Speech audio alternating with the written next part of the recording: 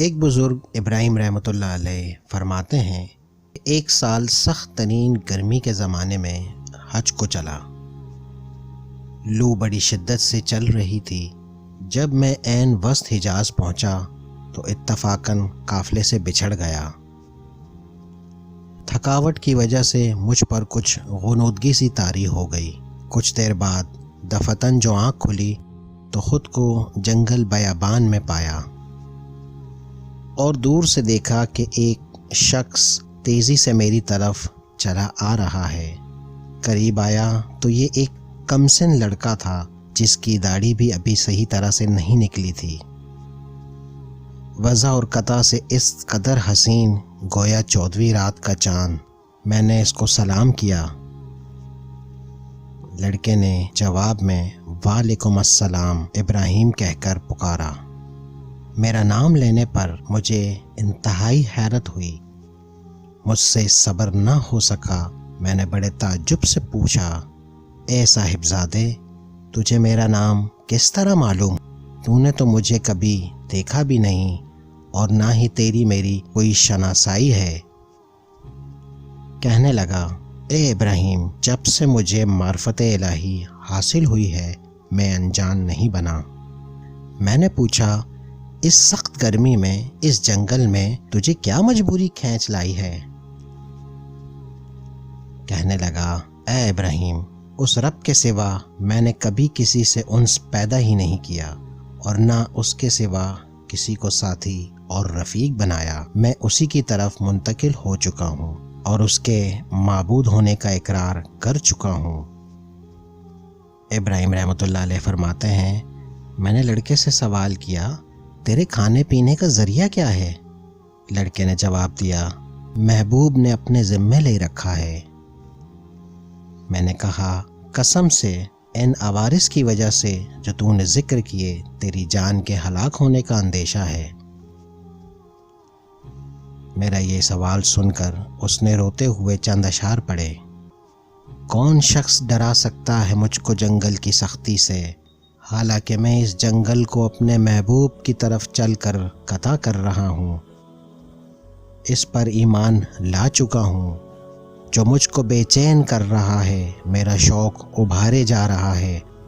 خدا کا چاہنے والا کبھی کسی آدمی سے نہیں ڈر سکتا۔ اگر مجھے بھوک لگتی ہے تو میرے رب کا ذکر میرا پیٹ بھر دیتا ہے۔ اس کی حمد کی وجہ سے میں کبھی پیاسا نہیں رہا۔ اگر میں ضعیف ہوں تو اس کا عشق مجھے حجاز سے خراساں تک لے جا سکتا ہے۔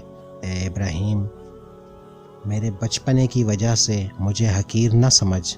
اپنی ملامت کو چھوڑ، جو ہونا تھا وہ ہو چکا۔ ابراہیم رحمۃ اللہ علیہ فرماتے ہیں، میں نے پوچھا، اے صاحبزادے، تجھے خدا کی قسم اپنی عمر صحیح صحیح بتا۔ لڑکا کہنے لگا، تو نے بہت سخت قسم دے دی مجھے، میرے نزدیک بہت ہی بڑی ہے۔ تو سن، میری عمر 12 برس کی ہے۔ پھر کہنے لگا، ابراہیم، تجھے میری عمر پوچھنے کی کیا ضرورت پیش آئی؟ میں نے کہا، مجھے تیری باتوں نے حیرت میں ڈال دیا۔ لڑکا کہنے لگا، خدا کا شکر ہے، اس نے بہت سی نعمتیں عطا فرمائیں۔ اس کا فضل ہے کہ اس نے اپنے بہت سے مومن بندوں سے افضل بنایا۔ ابراہیم رحمۃ اللہ علیہ فرماتے ہیں کہ مجھے اس کے حسن صورت، حسن سیرت، شرعی کلام پر بڑا تعجب ہوا۔ میں نے کہا، حق تعالی شانہ نے کیسی کیسی پیاری صورتیں بنائی ہیں۔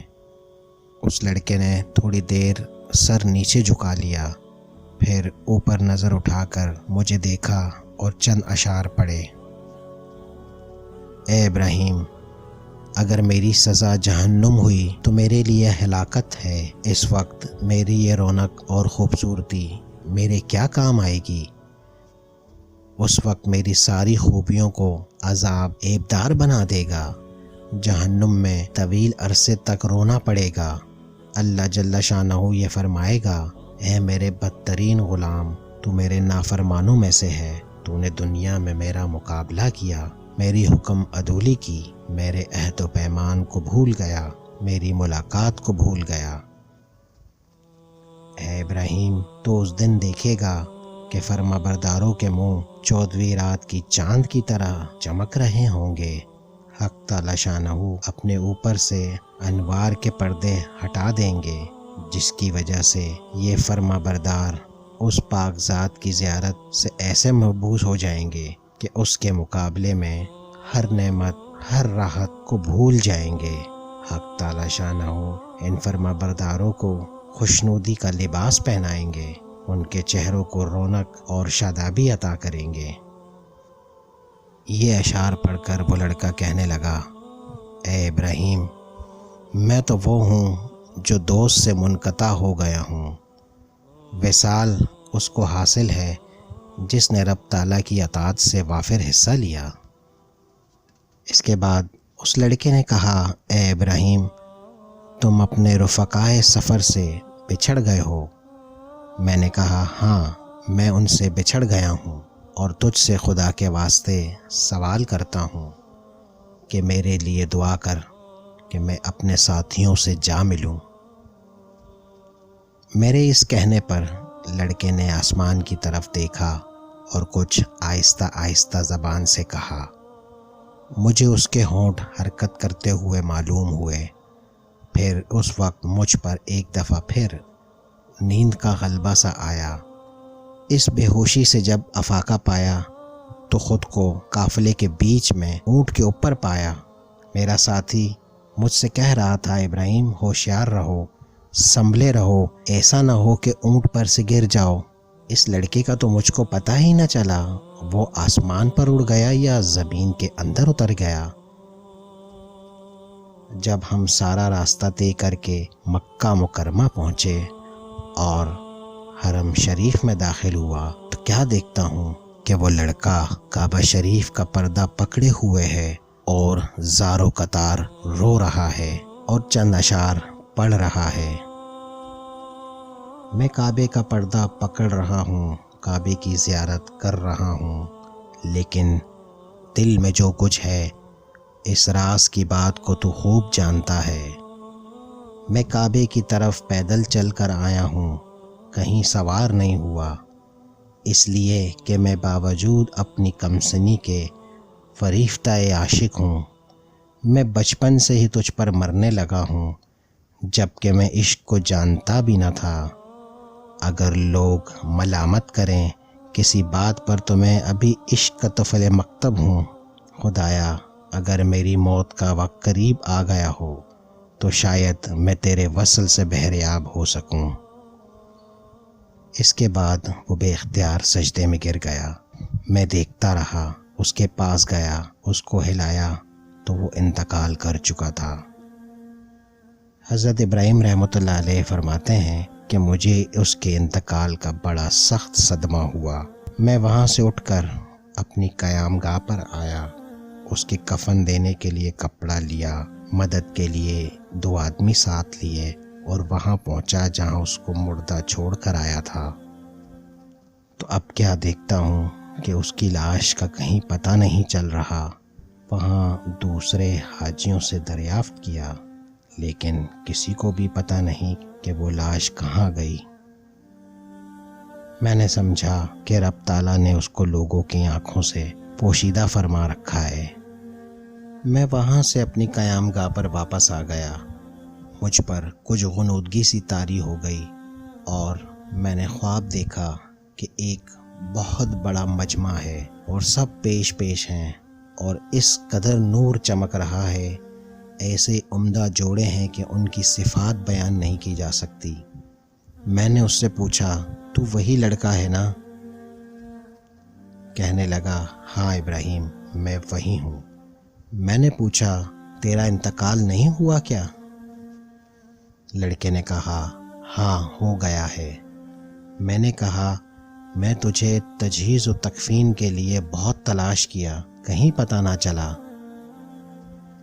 لڑکا کہنے لگا، ابراہیم سن، جس نے مجھے میرے شہر سے نکالا، مجھے اپنی محبت میں فریفتہ کیا، میرے عزیز و اقارب سے جدا کیا، اسی نے مجھے کفن دیا اور کسی دوسرے کا محتاج بننے نہیں دیا۔ میں نے پوچھا، حق تعالی شانہ نے مرنے کے بعد تیرے ساتھ کیا معاملہ کیا؟ لڑکے نے جواب دیا، حق تعالی شانہ نے مجھے اپنے سامنے کھڑا کیا اور فرمایا، تو کیا چاہتا ہے؟ میں نے عرض کیا، الہی تو ہی مقصود ہے، تیری ہی مجھے آرزو ہے۔ فرمایا، بے شک تو میرا سچا بندہ ہے اور جو تو مانگے گا اس کے لیے کوئی رکاوٹ نہیں۔